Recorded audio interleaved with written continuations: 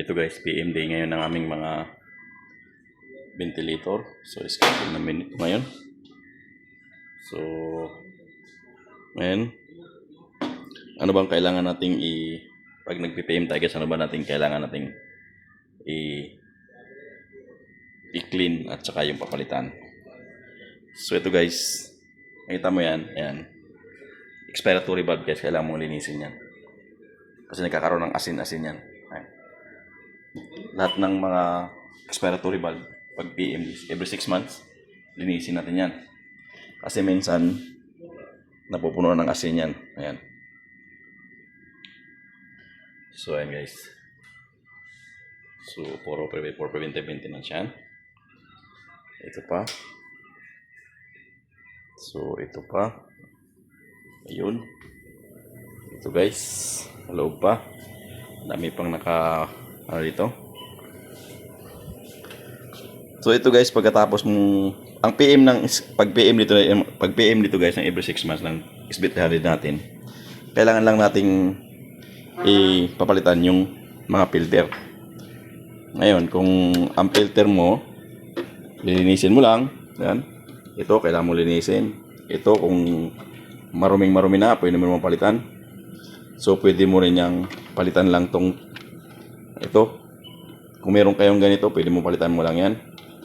So ito yung pre-filter, ito naman yung ito yung pre-filter. Yan naman yung sa loob, yan yung pinaka-bacteria filter. So isa sa mga lilinisin yan guys, pati yung nandito. Ayan, yung filter dito, linisin mo din yan. So yan yung sa Servo 300. Yan. Tapos kukunin mo yung kanyang running hours. Yan, kung ilan na. So ito yung total running hours niya. System total running hours na guys. Yan yun. So time of last maintenance, yan 2022. So kailangan mo i-reset yan. So kung gusto mo namang tingnan mo yung blower kung ilan na ang ano. So config info. Ano ba yan? So ito guys, ito yung dapat mong tingnan sa system information. Ayan, yan yung kukunin mo. So yung total running hours guys is 54,751. So itong ventilator na to is 2018 namin na-acquire. So yun na yung running hours niya for the mostly 6 years o 7 years.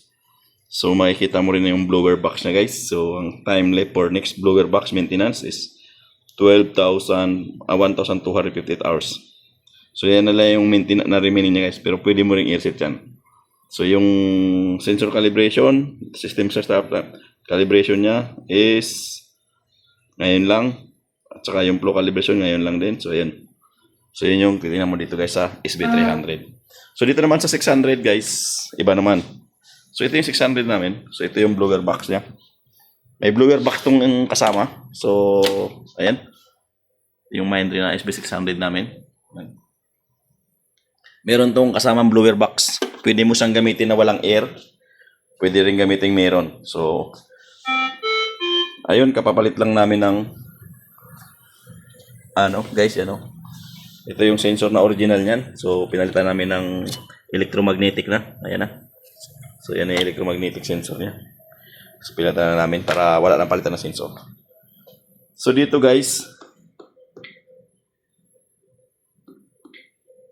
So dito guys, mamimili ka kung ano yung gagamitin mo ng. So nag-a-appear pa rin siya ng pero kakalibrate lang natin yan. Nag-a-appear pa rin siya. Kahit pinalitan natin ng magnetic sensor, may nag-a-appear pa rin siya. Kailangan mo lang i-calibrate yan sa maintenance. So dito guys, ito iba namang klase ito kasi mamimili ka ng gagamitin mong source ng gas.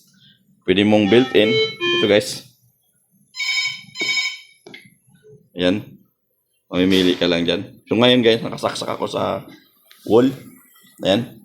Naka-wall mount ako kaya gumagana tong ating source. Ito hindi. Backup air lang yan. Blower status normal. So ngayon guys, pag tinanggal mo pag nawalan ka ng pressure ng gas, dito. Boom. So magkakaroon siya ng lilipat siya dito guys, ito mismo. Ayan. Lalo na pag nag-ventilator ka guys. Ayan kasi hindi naka-ventilator, so punta tayo sa ventilated mode. So sa ventilation. So ayan guys, ito yung ating gas. So ayan, nakasaksak yung gas natin. So matik yan, pag tinignan mo dito, gumagana siya. So yung backup hindi gumagana. Ayan o, green. So pag tinanggal ko to, boom. So automatic yan, lilipat yung green mo dito. So yan yung disadvantage ito sa SB600 na ventilator na mayroon siyang blower na air. So ang kailangan mo lang linisin dito guys, ito rin, ipa-filter, yung pre-filter, yan yung ipa-filter dyan sa loob, yan. Yun ang ilinisin mo guys, pero kukunti lang yung ano mo dyan. Tsaka ito. So kailangan mo rin linisin yan. Yan lang. So pagkuha naman ng ating data, so para makita mo yung kanyang count ng ano niya, running hours. So punta ka lang sa standby mode muna. Punta ka sa menu. So pupunta ka rito sa service. Sa service makikita mo dito yung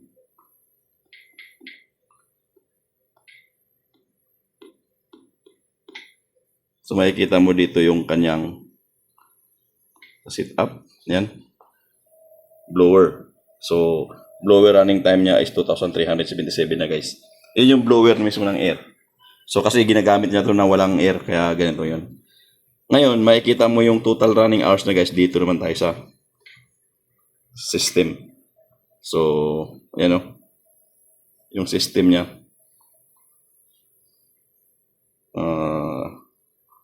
Interface. Setup. Network type, central, station setup. Pwede mo kasing central to eh. System info.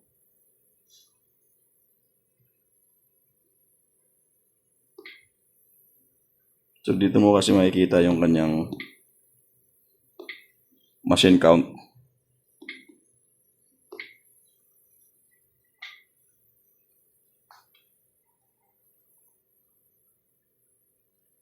Saan yung count niya?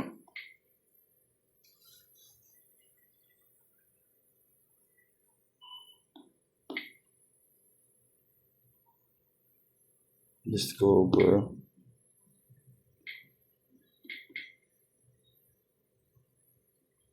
Sa ibang 300 dito mo makikita guys eh. Sa ibang dito meron sa may pinipindot dito eh. Wala to. Dito wala. So yung makikita mo running hours niya. So tingnan natin yung kanyang running hours system.